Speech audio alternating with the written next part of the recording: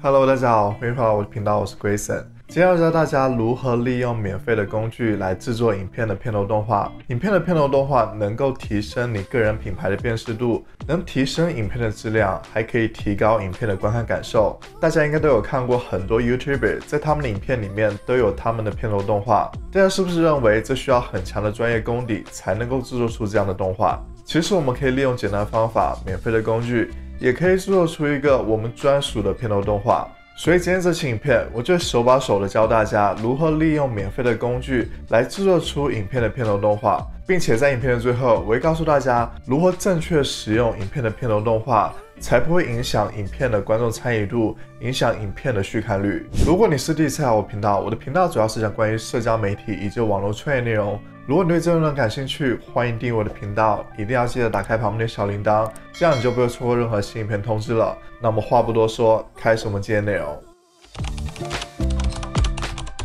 今天会教大家3种方法来制作你的影片片头动画。首先第一种方法就是我们可以利用 Canva 里面的模板。首先我们可以在搜索栏里面搜索 YouTube Intro，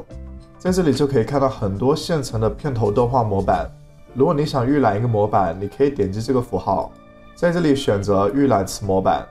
在这里就可以告诉你这个模板是否是免费的，或者是需要付费使用。如果你想选择使用这个模板，你就点击这个使用这个模板，同时在底下还会推荐你更多类似的模板。今天我们选择一个免费的模板，例如我选择这个模板，我们点击预览，在这里 Canva 就告诉你这个是可以免费使用的，我们点击使用这个模板。现在我们就可以对这个模板进行修改。假如我的频道是关于美食的，我就想在这边插入一些美食的图片，我们可以直接搜索照片，搜索美食，然后直接把它拉入到这个相框里面。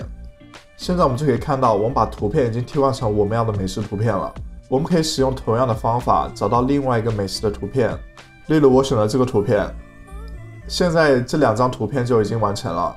接下来我可以修改一下我的背景，我们点击背景这个选项，搜索关于食物的背景，例如我选择这个背景。现在就可以看到我已经把背景更换了。现在我们还可以修改一下我们的文字，可以双击修改，再来修改一下这个文字。接下来我还想加入一个订阅的按钮，我们选择点击元素，然后找到这个 sticker， 我们选择查看全部。 sticker 底下的元素都是动画元素，我们搜索 animated subscribe， 在这里你就可以找到很多关于订阅的动画元素。例如我想选择这个元素，调整它的大小。现在我们就基本上完成了我们的设计。现在我们需要加入一些动画的效果，我们点击这里动画的效果，我们可以一个尝试一下。首先第一个是方块闪现，然后一个淡化、平移、扬声，还有滚动，这几个动画效果都是可以免费使用的。接下来这几个需要你付费才能够使用。同时这底下还有照片动画，我们可以试一下。首先第一个是缩放，第2个是流动，第3个是扬声。这些效果都是不错的，但是我个人比较喜欢滚动这种感觉。在这里还可以编辑时长，例如我不想要这么长的时间，我可以点击3秒。我们可以点击这个来看效果。在你完成之后，可以点击这个下载影片，选择 MP4 模式，点击下载。接下来我们用第2种方法来制作片头动画，我们不再使用模板，我们自己设计。首先点击这个建立设计，选择自定尺寸，这里我选择1920像素乘以1080像素，点击建立新设计。首先我需要一个背景，并且是动感的背景，所以我们选择影片选项，在这里我们就可以看到背景影片，我们点击查看全部。在这里的背景有一些是可以免费使用的，也有一些是需要你付费使用的。例如我选择这个背景，调整它的大小，然后我可以点击把它锁住，这样我就不会移动到这个背景了。然后我们再点击元素，在 sticker 选项里面输入 animated letter， 在这里你就可以找到各种动态的字母文字。因为我想放入我的英文名字，现在我就加入了我的名字。接下来我们需要加入一些文字，我们点击文字选项，在这里你可以找到非常多的文字供你选择。例如我点击这个文字，给它取消群组，把这个文字放到底下，这里更改你的文字，再更改一下这里的文字。现在我们就做好了文字，我们现在可以更改一下动画模式。例如我这次选择平移动画，然后在这里可以修改你的时间，你可以直接拉动这个时间轴。例如我设定5秒钟的时间，然后点击完成。我们来看看效果。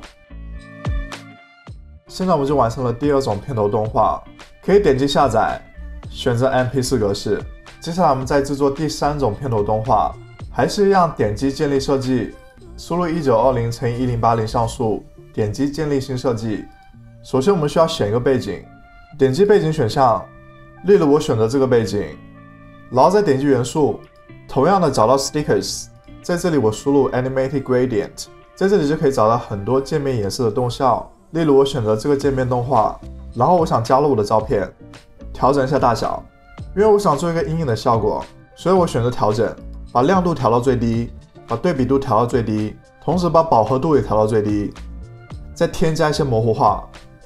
然后再添加一次我的照片，调整一下它的位置。现在我们就可以看到我的照片里面有个投影。接下来我需要加入一些文字，例如我选了这个文字，点着取消编组，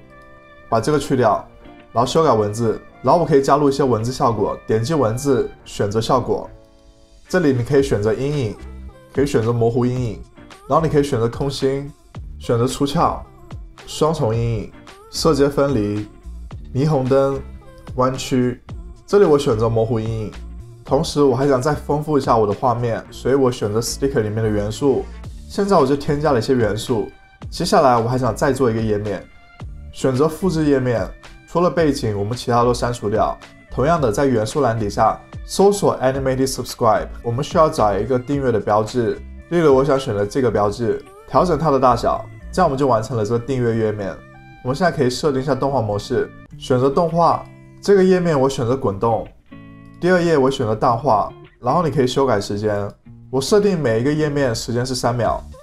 我们可以来看看效果。在完成之后，可以点击下载，选择 MP4 影片，然后选择所有页面。在影片的开头，我有提到，我会教大家如何正确使用影片的片头动画，才不会影响你影片的观众参与度，影响影片的续看率。那就是你不要把你影片的片头动画直接放到影片的最开头，原因就是大部分观众之所以会点击你的影片观看，是因为被你的标题和缩图吸引进来的，所以他们需要很快的再次确认你的影片是否是他们想要的内容。如果你在影片的一开头就放你的片头动画，那么有一些观众就会失去耐心离开你的影片，影响你影片的续看率。所以最正确的做法就是，你需要在影片的最开头先直接点明影片的主旨，先留住观众，然后再放你的片头动画，展示你的个人品牌。希望大家在看完这期影片之后，能够按照我说的方法制作出一个自己专属的片头动画，展示出自己的个人品牌。如果大家觉得这期影片对你有帮助，欢迎为我点个赞。如果大家还想了解更多关于 YouTube 内容，欢迎订阅我的频道，一定要记得打开旁边的小铃铛，并且关注我的 IG， 那也会分享更多不一样的内容。那我们下次再见，拜拜。